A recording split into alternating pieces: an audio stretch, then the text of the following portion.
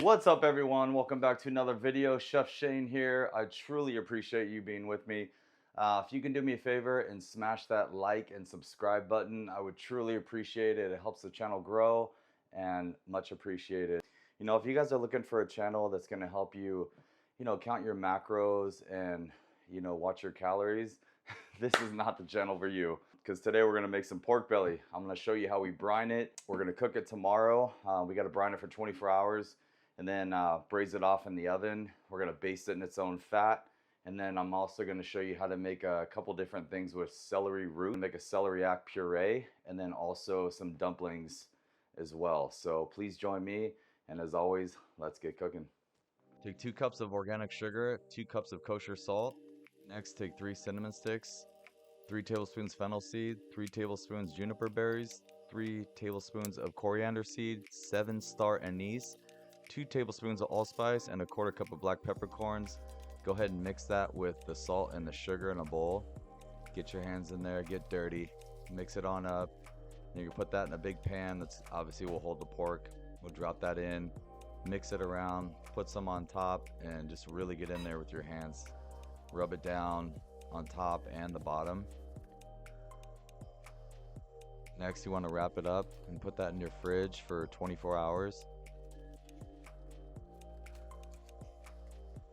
Let's make the apple cider gastrique. You want to take 64 ounces of apple juice or apple cider, a 1/4 cup of rice wine vinegar or apple cider vinegar, a few star anise pods, some allspice, and a couple cinnamon sticks. You're going to want to let that reduce down to what we see here is probably reduce about 3/4. And then we're going to strain that out, save in your fridge for later. The next day you want to go ahead and wash off all the sugar and salt, and then go ahead and pat it dry. All right, guys, 425. Pop this bad boy in, and we'll let it go. All right, guys, let's talk about celeriac and celery for a minute. There's a couple different varieties. Celeriac, which is this, and it's also known as celery root, is grown for just that. It's grown for this part right here. It does grow the branch above the ground. You typically wouldn't use this maybe for some stocks, or in the restaurant we throw it in like some chicken stock or beef stock, but as you can see, it's a lot woodier and it's a lot more fibrous, so it doesn't really eat well. It's different from the celery branch that you're used to, that you see mostly in stores everywhere. You can find these now. It's pretty common. You can find them at multiple stores, but I just want to let you guys know that a lot of people think that you can just take this and use it, to cut up and put in your tuna salad mix or, your soups, and you'll find out real quick that it's doesn't eat the same. So just wanted to let you know that. We're gonna take these, we're gonna peel them both, clean them really well.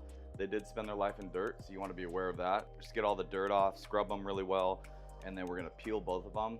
One of them we're gonna actually make into a celeriac puree, and then I'm gonna put it in an ISI whipped cream container, and then I'm gonna charge it a couple times and then make it into a Espuma, which is just a fancy word for foam. So we're gonna serve that with the pork belly as well. And then this other one we're gonna peel, and then I'm gonna shave it really thin on a Japanese mandolin, and then we're gonna make some dumpling wrappers out of the flesh inside, and then seal them with a little cornstarch egg white mixture. I'm gonna seal it with a little bit of some of the puree, and then also some apples. Yeah, just want to let you know. All right, so we cleaned and peeled our celeriac here. We got it in our sigillated water.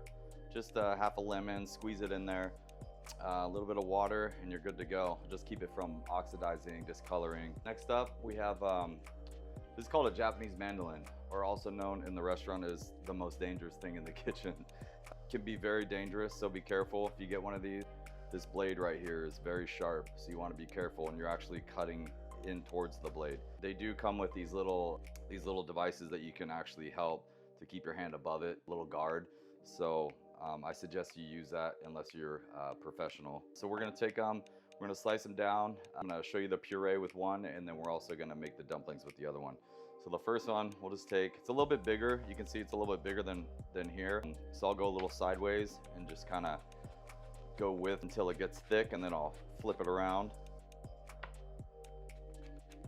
And I'm slicing them thin for the puree, so it just cooks a little quicker. You can, if you don't have one of these, you can obviously just cube it up and then saute it. We're actually gonna brown a little bit of butter, so it's gonna be a brown butter celeriac puree. So it just adds a little bit of flavor, gives it like a little nuttiness. Kind of goes with the winter theme we're going with right now. So put it back in the water so it doesn't discolor.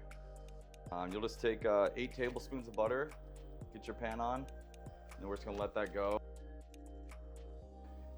It turns brown.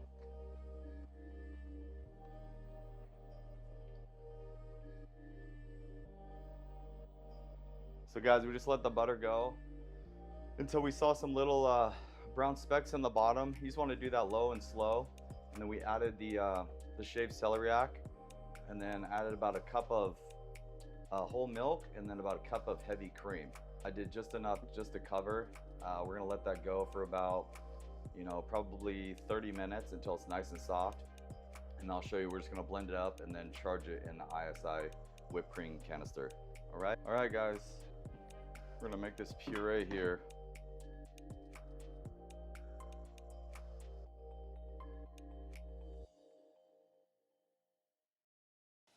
All right, always check your blender. Make sure it's always on low before you turn it on.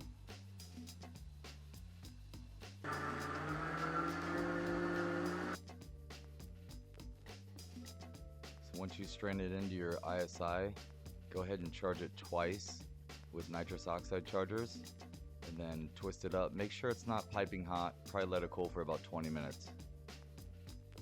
And then once you charge it twice, then go ahead and put it in your fridge for later. Also make sure that you shake it really well before you put it in the fridge. And next we're gonna take this other celeriac, and I'm gonna shave it again on this mandolin. Pretty thin, probably not as thin as that. We're just gonna adjust it a little bit, and then we're gonna take these ring cutters. You can pick these up on Amazon, highly suggested. Multiple uses for them. Make dumplings, you can make raviolis, so I would definitely pick these up. Get this one going. So you just want to kind of adjust it. Let's see, put this down. And what we're gonna do is we're gonna shave these down, and then we're gonna cut them to size with this, the size that we actually want. And then we're gonna blanch them in some boiling water and then throw them in an ice bath to stop the cooking process. About the size of a wafer. Was that 1/16 of an inch? All right, so we have our sliced celeriac here. I have this ring cutter, about 2.5 inches. So we're gonna take this, and then we're just gonna stack up like maybe 3 or 4 high. Make sure they're flat. Just kind of line it up, and then we're just gonna press through. See that? You got your perfect little discs that will turn into the dumplings. All right guys, we got our water boiling here. We got our ice bath. Make sure you have this ready, very important. And then we got our celeriac here. Just cook them for about 30 seconds to a minute. Get them cooled down as quick as possible. It's very important. Guys, don't forget every 20-30 minutes you want to baste your pork belly. I had mine at 425 for about an hour, and then turned it down to 300 and just let it go the rest of the way. Next up guys, we're going to make the dumpling filling. So you see the ingredients here. We're going to take about 1/4 to 1/2 an apple, and then we're going to chop that up really fine dice or brunoise. And then we'll go ahead and put that in a bowl. And then next up we'll do about 1/2 chili. This one was pretty spicy, so I just used about 1/2, but feel free to add more. Next up we'll take some fennel. These top little pieces, these herbs, you want to save for a garnish for afterwards for the pork belly, but we'll also chop it up and put it in with this mix. So we'll take about 1/2 fennel, chop it up really fine, just like we did the apple. You want to cut everything really small because you want them to fit inside the celeriac dumpling wrappers. And then next up, we'll take some chives, just a small handful, chop those up really fine, plop those in, and then we'll take about 3 to 4 sage leaves, and then we'll do a chiffonade, just roll them up, chop them up, and then lastly we'll do some fresh thyme, And then next you want to add a little salt and pepper, of course, and then mix it around. Toss in about 3 to 4 tablespoons of the celeriac puree that you had left over, and then take 1 egg white, and then you're going to go ahead and whip that up with about 2 tablespoons of cornstarch. This is going to be the seal for our dumplings. Okay, next up, let's make the dumplings. You're going to want to get yourself a pastry brush. You can use your fingers, but I just feel that this brush works a lot better. And you just want to go around the sides. You can do the whole thing if you want. And then you're going to want to take just about maybe a half a tablespoon of the apple relish that we just made. And then you're going to want to take the dumpling wrapper. Be very careful with it. As you can see here, I'm going to zoom in a little bit so you can see. And then you're just going to want to fold it in so you have 3 sides. See what I'm doing here? I'm just lightly pressing it together, and then the cornstarch egg mix will just help seal it when it dries. See that? If some stuff comes out, that's totally fine. Don't worry about it. It's not going to be perfect the first time you make it, but with practice comes perfection. So just continue that on. You just add just a little bit. Be very careful when you hold them. And that's it.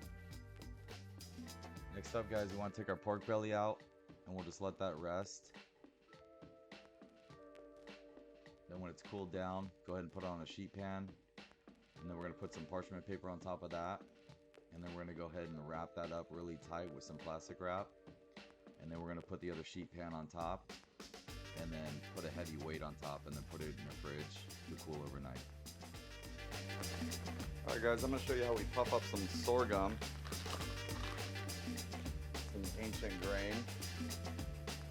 We're going to use this as a little garnish for the pork belly. So we want to get our pan nice and hot.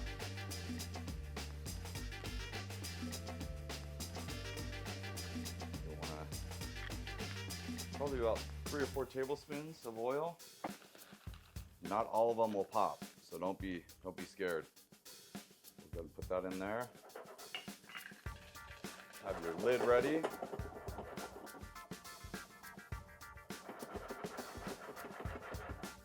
Wait 5 seconds, shake it again.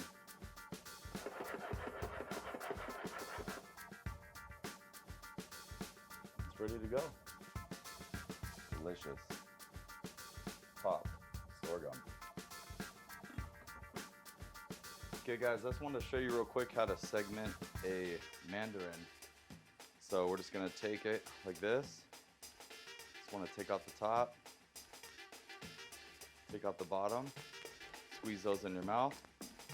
Then you're gonna wanna take just the outer part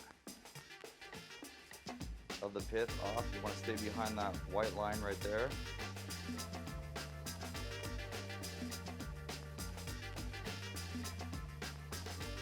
You just wanna go all the way around.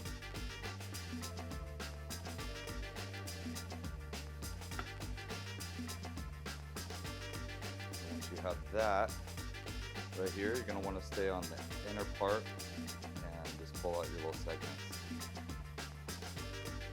Just like that. It might be seeds, but it's alright.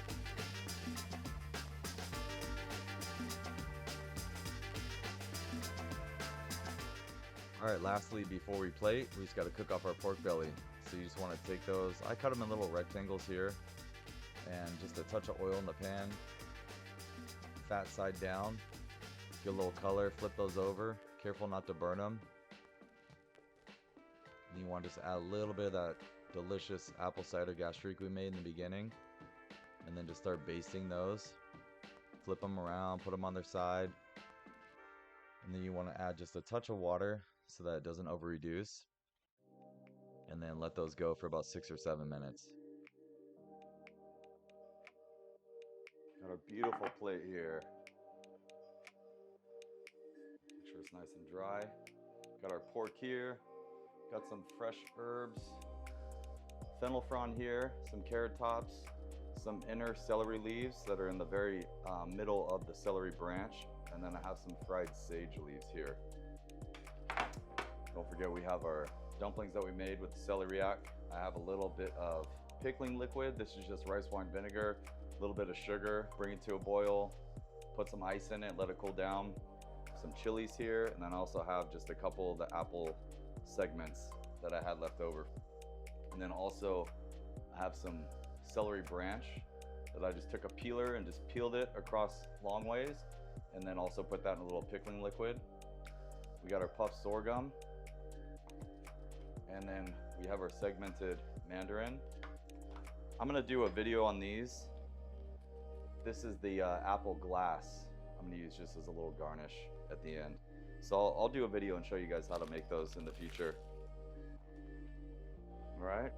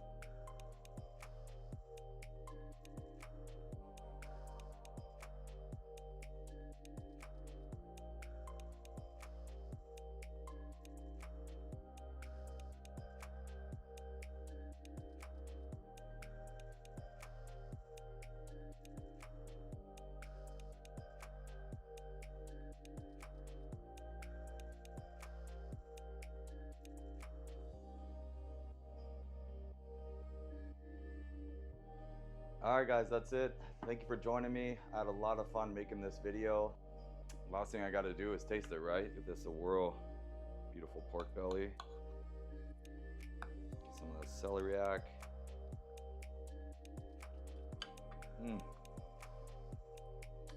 Chef's kiss on that. Yeah, you get that fattiness from the pork belly, nice richness from the celeriac, and then the apple cider gastrique just cuts right through with some sharpness. The dumplings are delicious too. If you guys want to see me make something, go ahead and drop in the comments, and we'll see you on the next one. And always remember, one cannot think well, love well, or sleep well if one has not dined well. So remember, get out there and eat. Thank you, guys.